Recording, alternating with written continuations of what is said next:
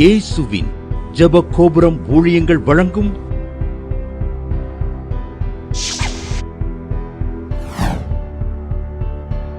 நம்பிக்கையிலே சந்தோஷமாயிருங்கள்.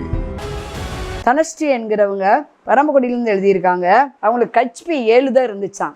மயக்கமா வருமா. டாக்டர் சொன்னாங்களாம் பிளட் 2-3 பாக்கெட் ஏற்றணும்னு சொன்னாங்களாம். அவங்க சொன்னாங்களாம், நான் ஒரு பொருத்தனை பண்ணுறேன் ஆண்டவரே, இந்த நம்பிக்கை டிவியில் இந்த நம்பிக்கையில சந்தோஷம் பாருங்க நிகழ்ச்சிக்கு பிளட்டுக்கு 3000 என்னமோ ஆகுமா ஒரு பாக்கெட்டு. நான் அந்த நான் ஒரு பொருத்தனை பண்ணி ஊழியத்துக்கு கொடுத்துறேன், ஊழியத்துக்குன்னு ஒரு பொருத்தனை பண்ணேன். ஆண்டவர் 9.6 வர பண்ணிட்டாரு ஒரே மாத்தையில. கர்த்தருடைய நாமம் மகிமைப்படுவதாகன்னு பரமக்குடியிலிருந்து தனஸ்ரீங்க எழுதியிருக்காங்க. நம்பிக்கையிலே சந்தோஷமாயிருங்கள். இந்நிகழ்ச்சியை பார்க்கிற யாவருக்கும் இயேசுவின் நாமத்தினால இனிய வாழ்த்துக்களை தெரிவித்துக் கொள்கிறேன். செய்திக்கு நேராக கடந்து செல்வோமா? சங்கீதம் 126வது சங்கீதம் 5வது 6வது வசனம். கண்ணீரோடே விதைக்கிறவர்கள் கம்பீரத்தோடே அறுப்பார்கள். அள்ளி தூவும் விதையை சுமக்கிறவன் அழுது கொண்டு போகிறான், ஆனாலும் தான் அறுத்த அரிகளை சுமந்து கொண்டு கம்பீரத்தோடே திரும்பி வருவான். இந்த வேத பகுதியிலே பார்க்கிறோம், கண்ணீரோடே விதைக்கிறவர்கள் கம்பீரத்தோடே அறுப்பார்கள். விதைக்கிறவன் கண்ணீரோடு விதைக்கிறான். நாம் இதற்கேற்ற பலனை பெறுவோமா பெறமாட்டோமா? ஒரு கண்ணீரோட ஒரு பிரயாசத்தோட விதைக்கிறாங்க. இதைத்தான் கலாத்தியர் 6வது அதிகாரம் 7வது வசனத்துல நாம பார்க்கிறோம். மோசம் போகாதிருங்கள், தேவன் தம்மை பரியாசம் பண்ண ஒட்டார். மனுஷன் எதை விதைக்கிறானோ அதையே அறுப்பான். மனுஷன் எதை விதைக்கிறானோ அதையே அறுப்பான். தேவ பிள்ளைகளாகிய நம்முடைய வாழ்க்கையில நாம் எதை விதைக்கிறோமோ அதைத்தான் நாம் அறுக்க போகிறோம். சில பேருடைய வாழ்க்கையில கண்ணீர் நிறைந்த பள்ளத்தாக்கின் வழியாய் ஆண்டவர் நடத்தி செல்வார். நன்றாய் புரிந்து கொள்ளுங்கள், கண்ணீரோடு விதைக்கிறவர்கள் கம்பீரத்தோடு அறுப்பார்கள் என்று வேதம் கூறுகிறது. உங்களுடைய வாழ்க்கை அழுகையின் பள்ளத்தாக்கை நீங்க நடக்கும் போது, அதை நீரூற்றாக்கி கொள்ளும் போது, உங்களுடைய வாழ்க்கையில கம்பீரமான அறுவடை பின்பாக வருகிறது. மனுஷன் எதை விதைக்கிறானோ அதையே அறுப்பான். நீங்க நன்மை செய்யும் போது உங்களுடைய வாழ்க்கையில அந்த பள்ளத்தாக்கின் வழியாய் ஆண்டவர் நடத்தி கொண்டு போகும்போது அந்த நன்மைகள் முடிவில் மேன்மையை கொண்டு வரும். அதனாலதான் இயேசப்பா ஆண்டவர் காயினை பார்த்து சொன்னார், நீ நன்மை செய்தால் மேன்மை இல்லையோ? நாம் எதை விதைக்கிறோமோ அதையே அறுப்போம். உங்களுடைய வாழ்க்கையில உங்க பின் சந்ததிகளுக்கு நீங்க சொத்துக்கள் சேர்த்து வைக்கிறீங்களோ இல்லையோ, ஆசீர்வாதங்களை சேர்த்து வையுங்கள். நீங்க செய்கிற நல்ல காரியங்கள் உங்களுடைய பிள்ளைகளுடைய வாழ்க்கையில ஆசீர்வாதத்தை கொண்டு வரும். உங்களுடைய சந்ததிகள் வாழ்க்கையில ஒரு ஆசீர்வாதத்தை கொண்டு வரும். மனுஷன் எதை விதைக்கிறானோ அதையே அறுப்பான். நீங்கள் தீங்கை விதைத்தீர்கள் என்றால், மற்றவர்களுக்கு துன்பத்தை விதைத்தீர்கள் என்றால், உங்கள் வாழ்க்கையில கம்பீரமான அறுவடையை காண முடியாது. தீமைகள் செய்யும் போது அந்த தீமைக்கு பதிலாய் நன்மை வராது, தீமைக்கு தீமைதான் விளையும். என வேதம் கூறுகிறது, படுகுழியை வெட்டுகிறவன் அதிலே விழுவான், கல்லை புரட்டுகிறவன் மேல் அந்த கல் திரும்ப விழும். நாம் எதை விதைக்கிறோமோ அதையே அறுப்போம். இரண்டாவது ஒரு காரியம் சொல்லுகிறது. கலாத்தியர் 6வது அதிகாரம் 8வது வசனத்துல நாம பார்க்கிறோம், தன் மாம்சத்திற்கென்று விதைக்கிறவன் மாம்சத்தினால் அழிவை அறுப்பான், ஆவிக்கென்று விதைக்கிறவன் ஆவியினாலே நித்திய ஜீவனை அறுப்பான். இங்க 2 விதமான காரியங்கள் சொல்லப்படுகிறது. ஒன்று மாம்சத்தின்படி அறுப்பது, இரண்டாவது ஆவியின்படி அறுப்பது. மாம்சத்தின்படி அறுப்பது வேற, ஆவியின்படி அறுப்பது வேற. மாம்சத்தின்படி விதைப்பது வேற, ஆவியின்படி விதைப்பது வேற. மாம்சத்தின்படி விதைக்கிறோம், நிறைய காரியங்கள் நம்ம மாம்சத்தின்படி விதைக்கிறோம். ஒரு சொத்து வாங்குறோம், நாளடைவில் அந்த சொத்தின் மதிப்பு கூடுகிறது. பிள்ளைகளுக்கு வேண்டும் என்று நாம் சேர்த்து வைக்கிறோம். மாம்சத்திற்கென்று நிறைய காரியங்கள் நம்ம சேர்த்து வைக்கிறோம். இந்த முடிவு என்ன தெரியுமா? பிள்ளைகளுக்கு சில சுதந்திரங்கள் போகும், ஆனால் வேதத்தின்படி ஆவிக்கென்று விதைக்கிறவன் நித்திய ஜீவனை அறுப்பான்னு நம்ம பார்க்கிறோம். ஆவிக்குரிய காரியங்களில் உங்கள் விதையுங்கள், அப்பொழுது நீங்கள் நித்திய ஜீவனை சுதந்தரிக்க முடியும் என்று நாம் வேதத்தில் பார்க்கிறோம். உங்கள் கைகளின் பிரயாசத்தில் ஆண்டவருக்கென்ற ஒரு பகுதியை கொடுக்குவதில் அது விதைக்கிற காரியங்கள் தான். உங்கள் காணிக்கையானாலும் சரி, அதுவும் விதை. நீங்கள் கொடுக்கிறத ஆண்டவர் ஆசீர்வதிப்பார். வானத்தின் பலகணிகளை திறந்து இடம் கொள்ளாமற் போக மட்டும் உங்களை ஆசீர்வதிப்பார். இங்கே ஏழைகளுக்கு இறங்குவது, திக்கற்ற பிள்ளைகளுக்கு இறங்குவது, அதுவும் ஒரு விதைதான்.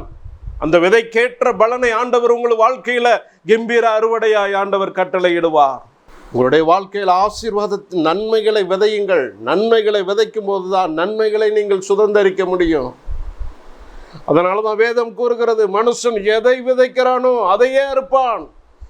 யாருக்கும் ஒருபோது தீங்கை நீங்க விதைக்காதீங்க, தீமைகளை விதைக்காதீங்க. காரணம் இல்லாம மற்றவங்களோட நீங்க சண்டைக்கு நிற்காதீங்க. மற்றவங்களுக்கு விரோதமா இடறுதலை நீங்கள் உண்டாக்காதீங்க. அது உங்களுடைய வாழ்க்கையில அப்படியே திரும்பும். நீங்க நன்மை செய்யும் போது உங்களுடைய வாழ்க்கையில மேன்மை காணப்படும். நன்மை செய்கிறதில் சோர்ந்து போகாமல் இருப்போமாக.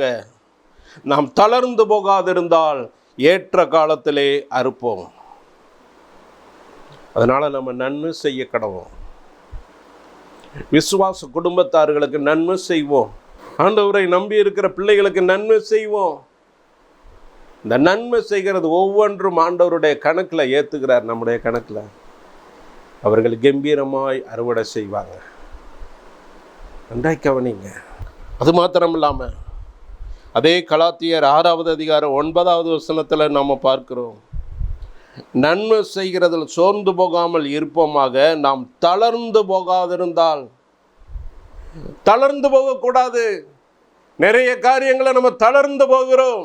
இத்தனை செஞ்சு நம்ம என்னத்தை கண்டோம்? தளர்ந்து போகிறோம், சோர்ந்து போகிறோம். நல்லா கவனிங்க. நீங்கள் சோர்ந்து போகாது இருக்கும்போது தான் நம்ம அறுவடையை காண முடியும். நம்ம தளர்ந்து போகக்கூடாது. நம்முடைய தளர்ந்து போன கைகள் பலப்பட வேண்டும். தளர்ந்து போகக்கூடாது. நாம் தளர்ந்து போகாது இருக்கும்போது தான் ஏற்ற காலத்தில் நம்ம அறுவடை செய்ய முடியும். தளர்ந்து போகாது இருந்து தான் இந்த மேன்மையை காண முடியும். சோர்வு வரக்கூடாதுங்க. நம்மளை பலவீனப்படுத்தும் கிரியைகள் நிறைய வரலாம். தேவ பிள்ளைகளுடைய வாழ்க்கையில் நம்மளை பலவீனப்படுத்தும் கிரியைகள். நன்றாய் கவனிங்க. விதைக்கிறவன் விதைக்க புறப்பட்டான்னு அப்பா சொல்றார். அந்த விதை நல்ல நிலத்தில் விதைக்கும் பொழுது அது மிகுந்த பலனை கொடுக்கிறது.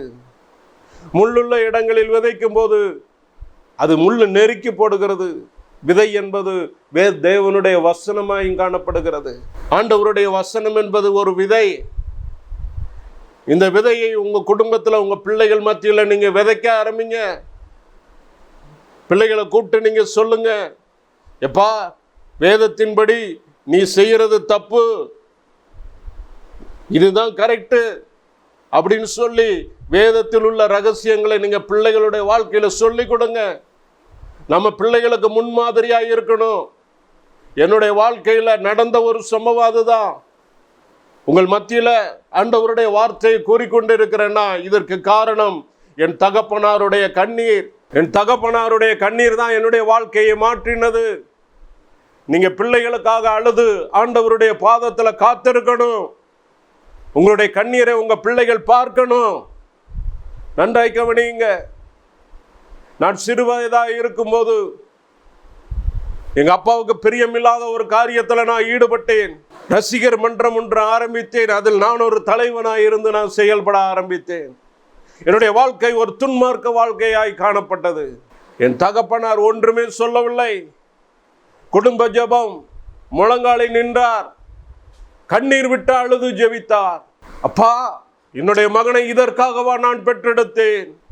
அநேக வருடங்கள் காத்திருந்து கொடுத்த குமாரன் அல்லவா, இவனை நான் இதற்காகவா பெற்றேன்? கண்ணீர் விட்டு அழுது ஜெபித்தார். அவருடைய கண்ணீர் என்னுடைய வாழ்க்கையை மாற்ற ஆரம்பித்தது. என்னுடைய வாழ்க்கையை மாற்ற ஆரம்பித்தது.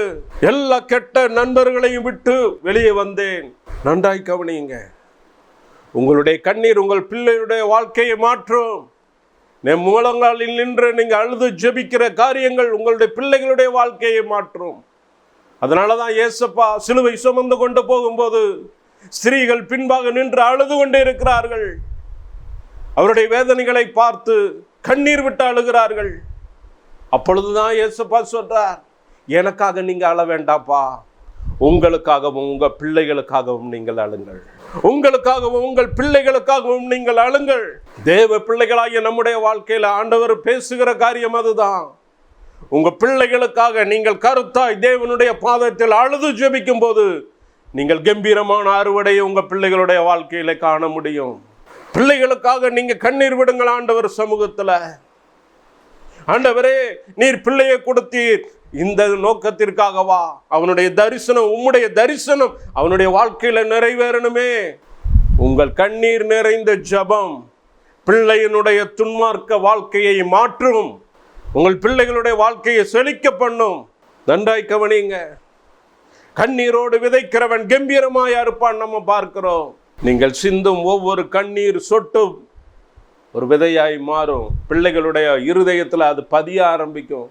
ஏனோ தானோ என்று ஜெபிச்சு பிள்ளைகளை அசட்டை பண்ண ஆரம்பிச்சிங்கன்னா உங்க பிள்ளைகள் தரிகட்டு போக ஆரம்பிச்சிடும்.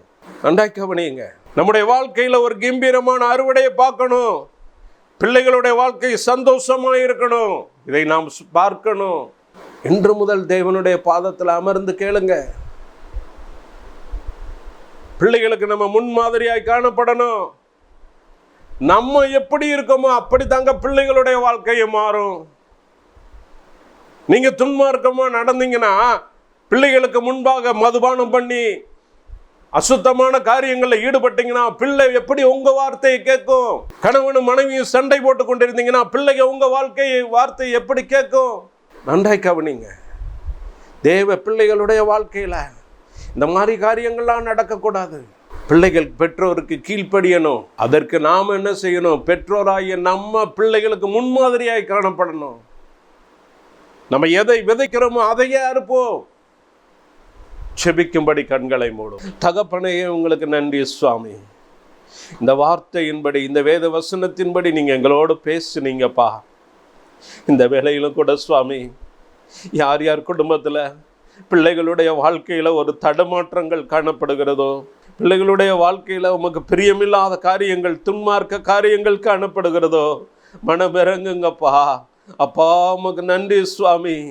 பெற்றோராகிய நாங்கள் அப்பா உமக்கு பிரியமாய் நடக்க, பிள்ளைகளுக்கு முன்மாதிரியாய் நடக்க கிருபை செய்யுங்கப்பா. இந்த வேத வசனத்தின்படி பிள்ளைகளுக்கு முன்பாக நற்சாட்சியுள்ள வாழ்க்கை வாழ, ஒரு சாட்சியுள்ள வாழ்க்கை வாழ கிருபை செய்யுங்கப்பா. குறைகள் மன்னிங்க, குற்றங்களை மன்னிங்க. உம்முடைய இரத்தத்தினால கழுவி பரிசுத்தமாக்குங்க. இயேசுவின் நாமத்தில் கெஞ்சி கேட்கிறோம் நல்ல பிதாவே. ஆமென், ஆமென், ஆமென். மாணவர்களே, அதிசய கல்வாரி ஊழியங்கள் மூலம் ஒவ்வொரு மாதமும் தேவனால் எல்லாம் கூடும் பத்திரிகையை நாங்கள் வெளியிடுகிறோம். தேவ சமூக பாடல்கள் DVD, ACD, இந்த பாடல்களை நாங்கள் வெளியிடுகிறோம். அதிசய கல்வாரி ஊழியம் இது தீர்க்க தரிசன ஜெப ஊழியமாக நடைபெறுகிறது. இந்த ஊழியங்களுக்காக ஜெபிக்க, காணிக்கையை அனுப்ப தாங்க மறவாதிருங்கள். ஜெபிக்கிற, கொடுக்கிற, உழைக்கிற உங்கள் ஒவ்வொருவரையும் ஆண்டவர் தாமே ஆபிரகாமை ஆசீர்வதித்தது போல சகல விதத்திலும் உங்களை ஆசீர்வதிப்பாராக. ஆமென். அன்பிற்குரியவர்களே, இந்த ஊழியத்தை உங்கள் காணிக்கைகளால் தாங்குபவர்களின் கவனத்திற்கு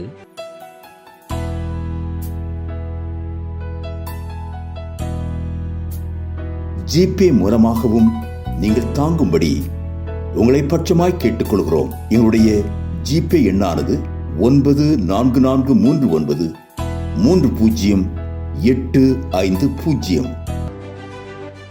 எங்களது முகவரி சகோதரி எலிசபெத் சுந்தர்ராஜன், எண் 27, பொதிகை தெரு, குழந்தை சாமி நகர், வண்டியூர், மதுரை 20.